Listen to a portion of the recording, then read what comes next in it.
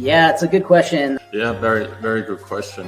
Yeah, this is a very good question. Oh my gosh, that's such a good question. Oh, that's a great question. Ooh, that's a great question. Yeah, that's a great question, Zanger. It's a great question. It's a great question. Yeah, it's a great question. Really good question. Gosh, this question to me, I hate this question. That's a loaded question. but okay. I just realized that I was doing things wrong here. Oh my God. Hi everyone. I need to get a new version of that ad. And people saying, you play that same ad. Like, well, you watch Hulu? Same deal. Not really though. What's going on, everybody? It is Tuesday, October 15th here in the Pacific Northwest. It is starting to rain, which means come visit. Do mean it, actually. You can see in the background here. Portland, Oregon, that's where I am based. And one of our guests here is based in Tacoma. And super stoked that she is a member. But also, we met at a golf tournament. One of the other hats I wear here. But I want to thank everybody for your support, especially our members. Our brief is very simple. It is to build the global home for independent agencies. Our mission, serve independent agencies and the brilliant people behind them. The goal is more visibility for indies, more choice for marketers. This time last year, we had 5 members. Now we're up to 150. So thank you so much. Learn more about membership at indieagency.news. You'll see the little red thing. Little red button to push, and you can see the membership benefits. And we're adding more to it. So this past year, we've been learning a ton what our members need, and we are a member-based concern. The other thing that we have going on this week, we have an awards program, and this is the first that we've done of this. It's called Top 40. And later today at noon Pacific, 3 Eastern, 8 GMT, we're going to be revealing places 30 through 21 in our top 40. And we did our first one yesterday, and this has been a lot of fun. And I appreciate everybody popping in on that. But it was great. So today you can actually just go to the homepage. You can check it out on LinkedIn as well. The top 40. And then in New York next week, next Monday, we're scrolling down. We're honoring the top 3. We are surprising the top 3 winners live in New York. Monday, 6 to 8 p.m. at the Delancey. It's Lower East Side.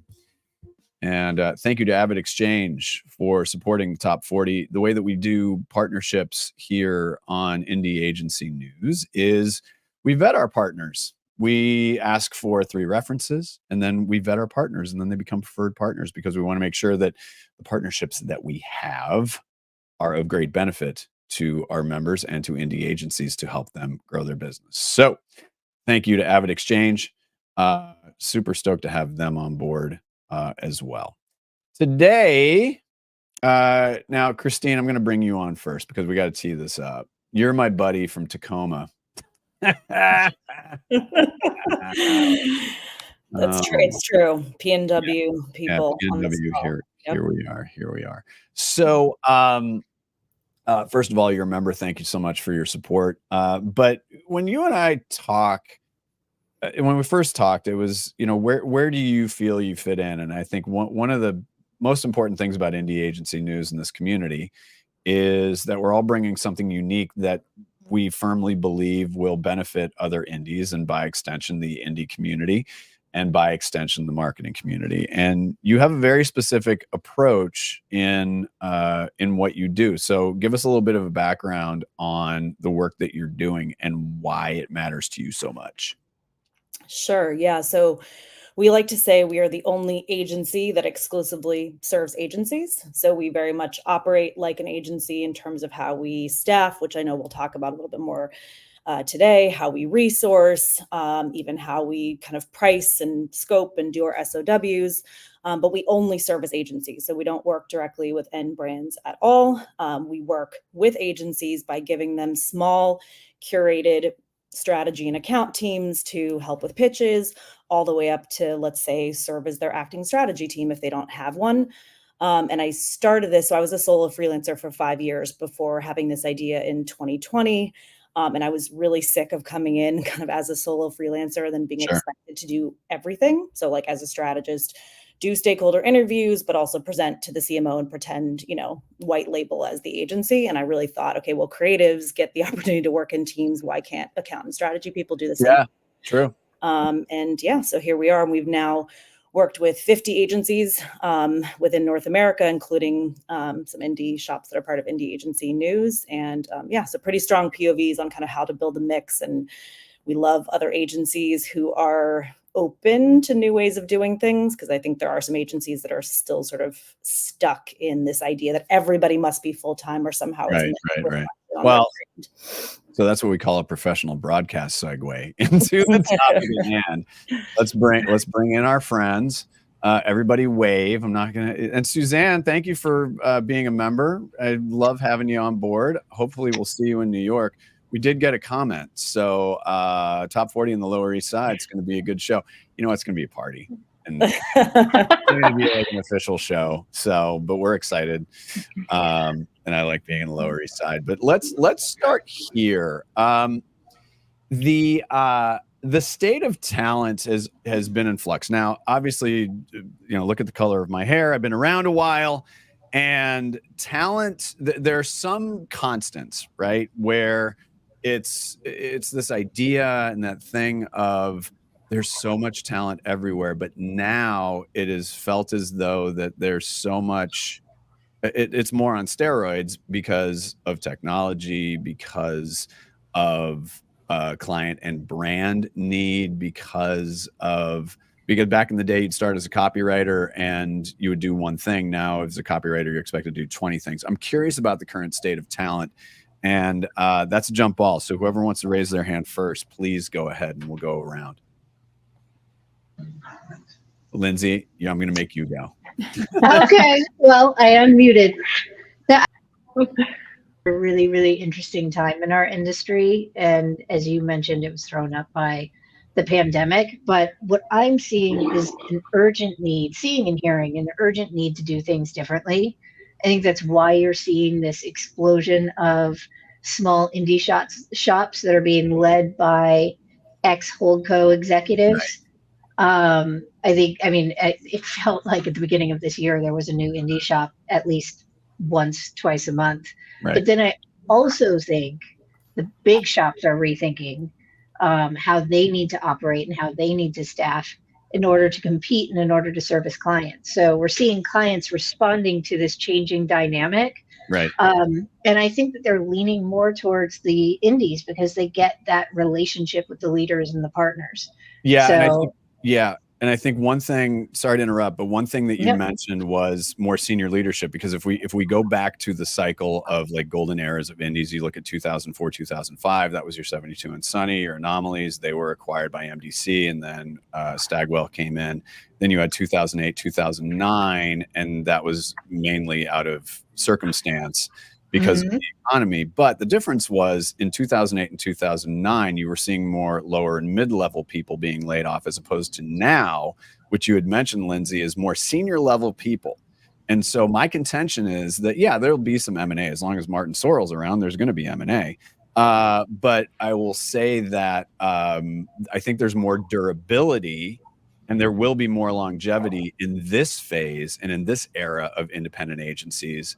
And part of this too is thinking about staffing, is thinking about talent and how to make it work. And I do believe that junior and and mid-level talent from 08, 09, they were figuring it out and feeling it out. The great news for them was technology was still in the ascendancy. Now it's much more mature. And a lot of these senior people have much more of a very specific view, not necessarily simply of the technology, but what a brand demands and what a brand needs. So with that in mind, Suzanne, talk a little bit about your view on the state of talent.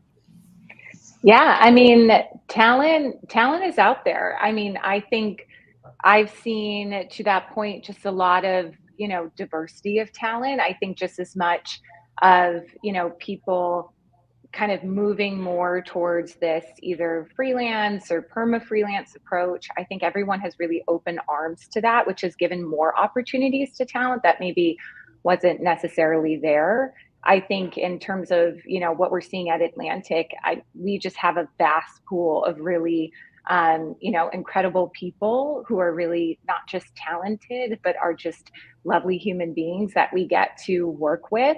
And it just makes the work more expansive. So I think we see it as such a benefit and a value for us in the way that we work creatively by having so many opportunities to bring in talent that's almost curating smaller teams based on the work we do with brands. And so I think the talent out there is getting access to great briefs. I think they're more choiceful about what they want to work on these days, which I love.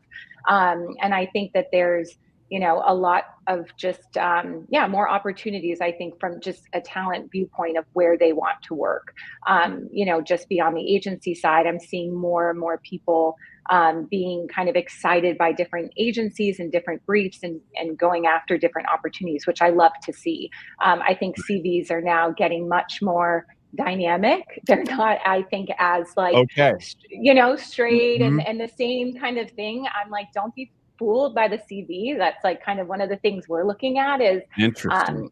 I think for so long there was like a criteria, and I'm very grateful for my background with a lot of, that kind of institutional knowledge and learning kind of the holding company way. But I think what's becoming more at the forefront is this more like maker mindset, and I think creatives are getting more involved with the work in a lot of different ways. So yeah, I think I love looking at CVs that are kind of have different things going on. I'm now looking more at the person rather than just the experience. So I'm excited by that. I think people are having more opportunities.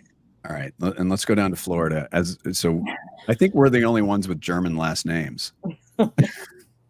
Dockendorf and Zanger. You know what? That sounds, oh my God, we could start a company. Dockendorf. We could be a law firm. Oh my God, I think it does, but doesn't it sound like that we make like really high-end furniture? Or a sound studio, one or the other. Right, that's exactly right. I would love to get your take on the current state, but also let's move into let's move into some of the successful staffing models that we're seeing as well. And there is clearly no one size fits all. But it's good to have a view as to what works best. So let's talk a little bit about that. Oh, that's all right. So everything we talked about. Lots to unpack. Here we go. We have a lot to unpack. Everything we talked about, from pandemic changing the way that we think in business and how we staff, and then we go into 23 and 24, and we're seeing these big agencies downsize so that they can be more nimble, and then we're seeing these great executives start their own companies. It all really comes down to culture. Ultimately, when you start looking at the right employees, and as you start having a smaller team, and that's something that happened to us as well. We were much larger, and I don't say we didn't become smaller, we streamlined. We are so much more impactful now. Oh, interesting. Because we have the right people in the right seats. So it allows us to bring in secondary freelance talent to bolster our team. But the biggest thing I'm always watching for is you don't want to burn out your existing team by giving all the fun work to freelancers or other people who are jumping in and out. So this is where, when it comes to staffing and thinking about the future of the company and the health of your employees, culture is so important, to be thinking about their emotional creativity as well, so that they don't feel there are people popping in and out of projects just to do the fun stuff, and they're left, picking up the pieces to get the project across the line. Right. So there's a lot of psychology as well that kind of gets woven into when we think about staffing and team and how big we want to be versus how small. that I've really embraced in the last year and have enjoyed, kind of wading through those waters and figuring out how it all works. Yeah. I think that, what you're saying, Tajia, is that one thing that was really interesting that you said that really, because again, this one size doesn't fit. You mentioned the psychology. I want you to go a little bit deeper into that, because you think about the psychology on both sides, right? So you have the talent that's out there, and trust me, I hear this a lot, is, I want a gig, I want a gig, I want a gig. Of course you do. And we all want to work and we all want to contribute. And so the best talent that I know are those who say, yeah, I want a job, but I also want to contribute to something that has some meaning. So there's a psychology of that, a psychology of desire, whereas on your side, on the agency side, a psychology of need. So how do you bridge those? Well, I think the biggest thing is when you start bringing in freelancers and you think about that psychology, you don't want to overstep your team at the same time. So there's that big piece. You want them to work in collaboration with each other, not feel like someone's being brought in just to do the fun work and they're left, to my point before, picking up the pieces. So it comes down to culture, and it comes down to how do you work with freelancers? How do you work with talent that you're bringing in so that they feel embraced by the long-term team that you have in place, and that the freelancers don't feel like they're being hung out to dry. It all comes down to communication. At the end of the day, it is that everything has a solution, and communication is key. And if you can keep those two pieces going, you're going. Right. And we'll go into more depth on that. Christine, your thoughts on psychology, but also some of the more successful staffing models. Yeah. So I was going to say, I think, so having done this in some way, shape, or form for 8 or 9 years, one of the things I think that has made me so successful and allowed me to turn this into, a much larger thing than myself, is that I always like to say I'm in it for the work and not the glory. And I'm not a creative, so I don't necessarily have that bone in my body, but I do think a lot of freelancers really want to, to Taja's point, to sort of stand out, to be in these award-winning moments. And if you reframe freelancing, at least for me and for us, what's been really successful is to reframe it as being support for the agency team. We're there because they're overstaffed. We're there because they haven't had the mental and emotional space to sort of take a beat, and be creative and be innovative. And I think that's why agencies feel comfortable with us, because we're not there to jostle anyone out of a job or to take the cheesiest briefs. We're there to help. And that's been working really well for us. And then as far as the model, I would say it should be somewhat invisible. And I mean that less in terms of white labeling, because I have strong opinions on that, but more in terms of if you're coming in to be helpful and you're coming in to be empowering, you shouldn't be the most visible thing. You're not there to jockey someone out of a job. So mid-level talent, I think for us, has actually been some of our biggest advocates, because we free up the space and the time for them to rise up, to take on new challenges, things like that. So we've never come in at the upper level. So to Lindsay's point earlier, I think the senior and executive talent is something I don't necessarily think should shift for a lot of our agency partners, but the junior mid-level space is where we can really help people be more successful day to day, I think. Lindsay, Slap Global, first of all, congratulations on a hell of a can. Lions, by the way. Thank you. I mean, slightly delayed, but I saw the work. We covered it. So congratulations on that. Thank you very much. It's fun work. And you're all doing, really, really good work. So I want to talk about when you go into a place like Slap Global, all three agencies here are doing really exceptional work. You've got your Mischiefs of the world. You have these high profile agencies doing high profile work. I'm curious about how you take a look at that and how you are looking at how you're looking at talent, because you do want, again, need and fit, but also there could be some potential opportunity. So I'm curious about the conversations that you have, understanding that you're working at, that all of your agencies are working at, and all agencies work at very high levels. It's a profile, right? So your profile is slightly higher. So I'm curious what that sounds like. Yeah, I think Slap started coming out of the pandemic in early 2021, and started specifically to blow up the model to Right. bring together the world's greatest talent, specifically creative talent, into one agency, no matter where they sat.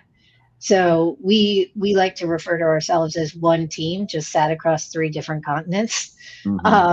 We, in terms of structure, we favor a flat structure. We intentionally hire extremely senior, talented, accomplished people. And then, as needed, we fill out some support system underneath when we have a trigger moment of realizing that we can't do all of it. But I think a lot like what Susie was saying earlier, everybody does everything. And because we average 15 to 20 years of experience, there isn't really anyone underneath that.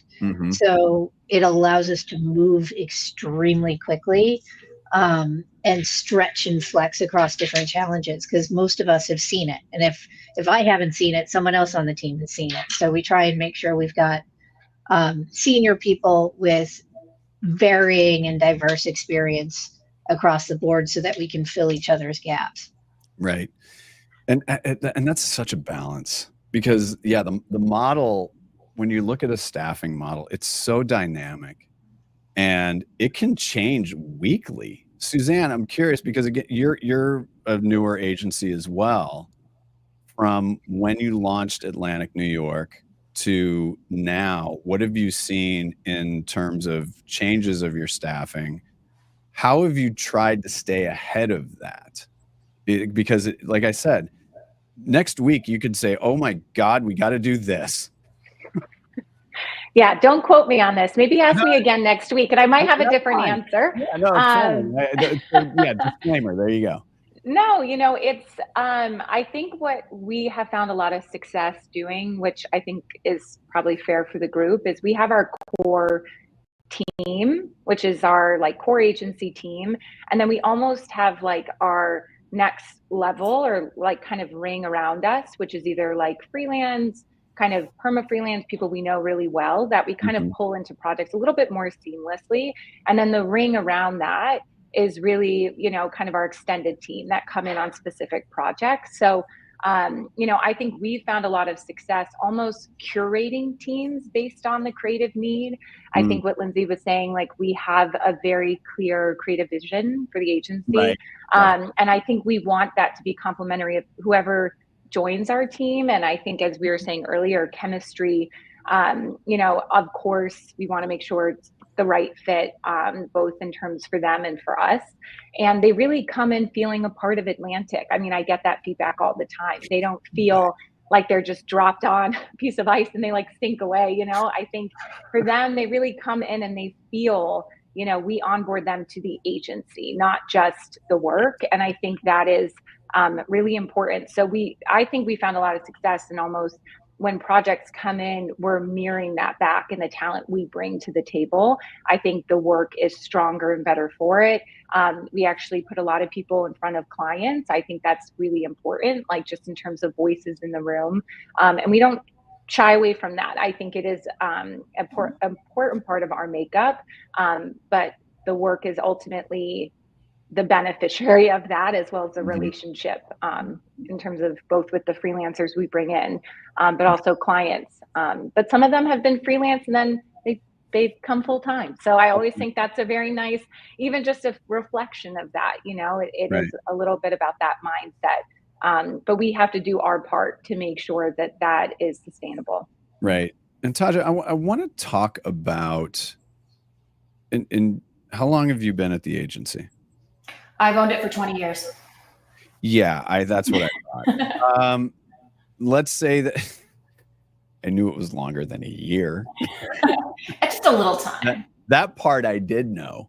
How would an agency even start? And I think that where I'm going with this is, how can an agency audit their approach to talent? We've talked about need, et cetera, et cetera.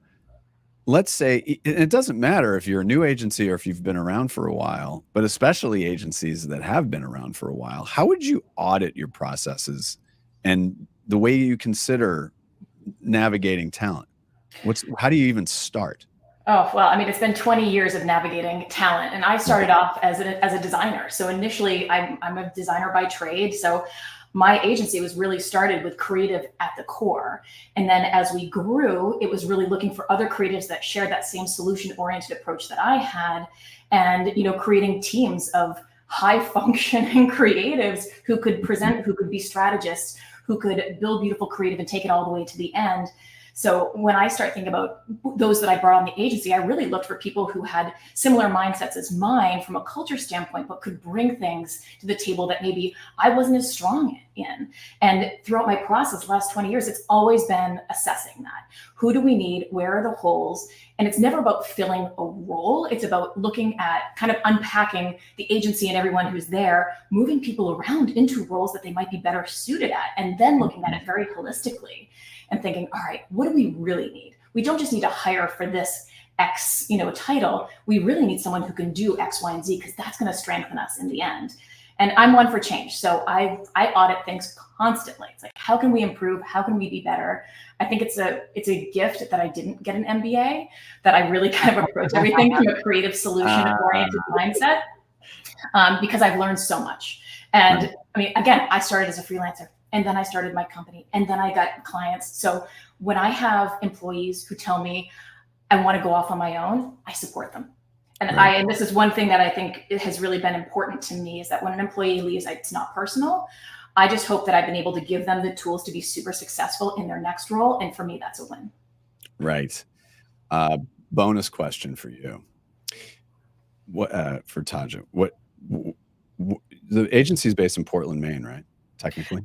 Yes, my office is in Portland, Maine. I'm presently in Florida, and I've got team members. I mean, before we used to all be in person, all in one office, doing everything together. And now I've New Jersey, New York, North Carolina, we've got it covered. That's not. Yes, I get it. And every agency is like this. The most important question, and this is more for me and Christine. What do Portland, Maine people really think about Portland, Oregon people? I mean, we're the original. Just to put that out there. Are you native Portland? Yeah. Oh, you hate us then. Oh no. we share weather patterns that are similar, but okay, you're gonna be all diplomatic. Oh, here we go. It was 35 degrees in Maine this morning. I don't know what it was for you, but maybe we like 40 something. Commiserate. Yeah. You talk too fast for a Mainer. I'll take that as a compliment. That is a compliment. I love Maine because it gets down into second gear. So what makes us successful in Maine? We move like New Yorkers, but we enjoy the climate of Maine and the water. Well, when you get outside of Portland, you're from the city. That's true. Yeah, we're in Portland. Good luck with that. But no, what I've noticed though is, so here's a fun little fact. The other thing I do, Think Northwest, we were the jury for your Broderson Awards in Portland last year. So that's the Portland, Maine Creative Awards. So now I know who gave out the awards. Excellent. It wasn't me. I just got people. That's awesome. No, but here's what I love. I mean, obviously we love Portland, Oregon, but love Portland, Maine. We were almost called New Boston, by the way. It was based on a coin flip. And so what's interesting is that community is really, really interesting. And so where I want to go with this is a little bit, and Christine, we'll start with you and just what you've observed within communities, because obviously, everyone's dispersed. I get it, but still you have like the Portland, Maine community, Suzanne in New York, Lindsay, you're in New York. But even when you look at it, it gets broken down into these little, these little groups and these crews. And Christine, what have you noticed about any regional or, because obviously you and I are in the Northwest, the challenges are they're similar, but also a little bit different. But what have you noticed about the importance of these communities, especially in markets, coming together to discuss a lot of these issues? Yeah, for sure. I think, I'm definitely a big city person. I think as a lot of people know, I was in New York for a while. I worked with two of the folks on this call. So, I had my New York days and I had Philly. I was in Miami. I started my ad career in Phoenix. I've lived in really big cities. So this is kind of a change for me. So I've really had to work hard to find common people. So I literally went on LinkedIn and searched for someone in Tacoma in the industry and found someone, ended up having coffee. I drove to Portland, obviously, for the golf event that you hosted. And I think like you have to work a little harder. The big city, that New York in particular, you literally run into people. You know, I was at an event that Suzanne was hosting a few weeks ago and ran into 3 people. You don't get that kind of outside of that environment. So you have to work a little bit harder to sort of find those, you know, moments of connection and moments of sort of networking. You might have to build it yourself. But I think that's been good. I think it's good for everyone to have a little bit of both of those experiences. Sometimes Right. it hands it to you on a silver platter. And here, I think you have to work a little bit harder to find those folks. But now that I've connected with you, I'm sure it'll be easier, hopefully. That'd help you. Yeah. Prayers. I'm gonna do a quick little one answer thing.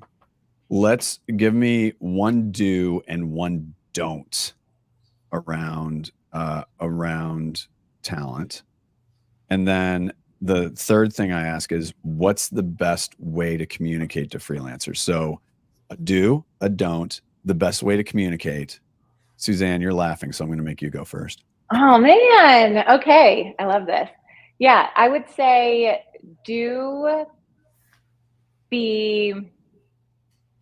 just be open. So just be open in terms of different types of talent. I would say don't be fooled by the CV. I kind of already led with that a little bit, but I just think there's more.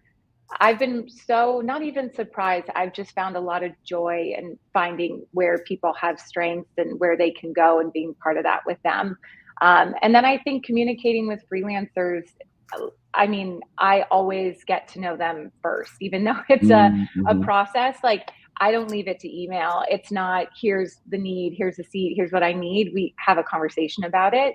And I think that's really important, is to just be human, you know, in kind of the hiring process, and make sure, that you show up in those conversations. I think it's really important. Yeah, no, I agree. Lindsay, let's go over to you. Okay. You're gonna install some. Let me see your watch. That's a solid watch. My watch. Oh. Oh, that's nice. That's a solid timepiece there. Please continue. This is one I've carried with me my whole career. Hire for character first. Always hire for character first. Do not, as a very small agency, I would say do not hire people that have been part of big teams at big agencies and were just kind of a cog in the larger wheel. We've is a live and learn for us. But you want someone that's going to be entrepreneurial and resourceful and able to flex in all kinds of different places, not someone that's been used to doing one thing on one team and doing a little part. It just doesn't work. And then freelance. We treat freelancers like they're a part of the SLAP team. So kind of always just kick off, establish a personal relationship with them first. Yep. Talk them through kind of what they can expect from working on our teams with our teams, and kind of just do everything I can to set them up for success. Yes, I've been in both sides of that, set up for success and set up to flop spectacularly.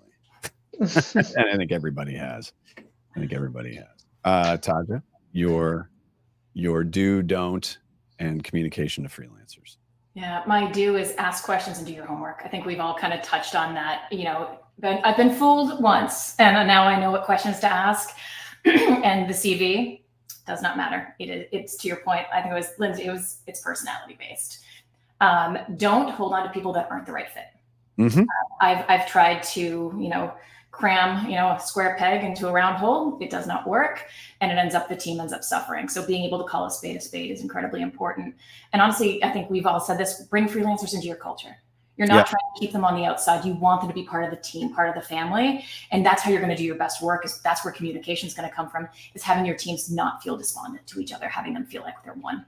Right, Christine. You brought this whole family together here, so you get the final word on this one. Do's, don'ts, and communicating to freelancers. Sure. Yeah. So do consider teams beyond creative. I will die saying I will say this on my deathbed, but creatives aren't the only ones that have a right and benefit and do greater work by working in teams. Strategists and account people do as well. And I think that's true of freelancers as well. Don't worry so much about what the end client will think. I think all the folks on this call are a little bit more evolved in this, but a lot of agencies panic about the optics. Like, what if they know it's outside talent? I don't know. Oh, right. Don't know if they care, if it's seamless and the work is really, really good. Obviously, at the most senior levels, that's different, but don't worry so much about the end clients, the optics. Just do great work and have great people, and I think the rest will fall into place. And then please, for communicating to freelancers, since I'm on this side, agencies talk a lot about not getting news or being ghosted by their end clients, so don't do the same to your freelancers. Thank you. Oh, yeah. No, that's true. Pass the goodwill along, because we also wait to hear back. So we are on the other end of that. Exactly. All right. I'm going to put all of you back. This isn't a Zoom call, so don't hang up. I want to talk to you backstage. Everyone's like, bye, and then they hang up. Lindsay, Christine, Taja, Suzanne, thank you so much for joining us. And this is likely chapter 1 of more conversations. I think we can dig in a little bit deeper on these things.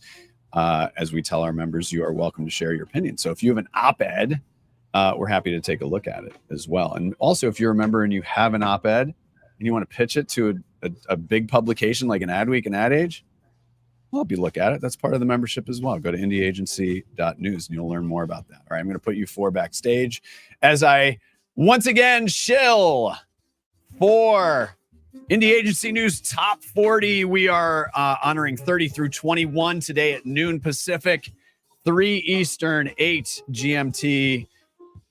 And then tomorrow the same for 20 to 11. And then on Thursday, 10 to 4 in New York City on the Lower East Side. Monday the 21st from 6 to 8. If you are a member, you get a member rate. You're not a member, you got a rate for that. If you work for a holding company, it's $1,299. You get plenty of opportunities. You get plenty of opportunities to go. You can spend a little bit more. And then Sir Martin Sorrell, if you're listening, we put together a special rate for you, $35,000. I'm dead serious. You can go and look. Go to indieagency.news. Look at it. If Sir Martin spends 35 grand, more than welcome to join us. And you are welcome to join us as well. On behalf of everybody at Indie Agency News, I'm Doug Zanger. Thanks so much for joining us, and we'll see you next time.